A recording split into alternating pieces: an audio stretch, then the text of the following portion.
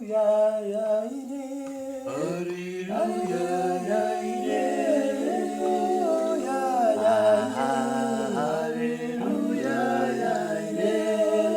yekwanhama, nguva ndiyoyi yekuti tirumbidze Mwari, yekuti tipupure Kristu mune zvose zvatinoita. Ngatitsvakei kuti Mweya Mutsvene atibatsire, nokuti zvose zvikasaitwa zviri musimba raMweya Mutsvene, zvose zvinoitirwa pasina. Kunyange pakushumira kwedu kwose, pakubata kwedu kwose basa raMwari, ngatitsvakei kusimbiswa naMweya,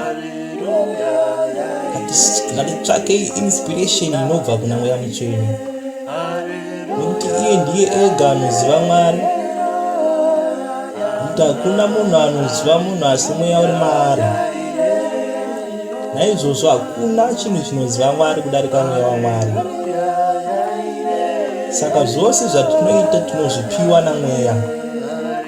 Dai Mwari atibatsira, tagona kuramba tichishingaira pabasa irori, kuti tisariitira kutsvaka kukudzwa kwepanyama, asi kuti simba raMwari dai ratizadza, tagona kushumira mumweya nemuzokwadi.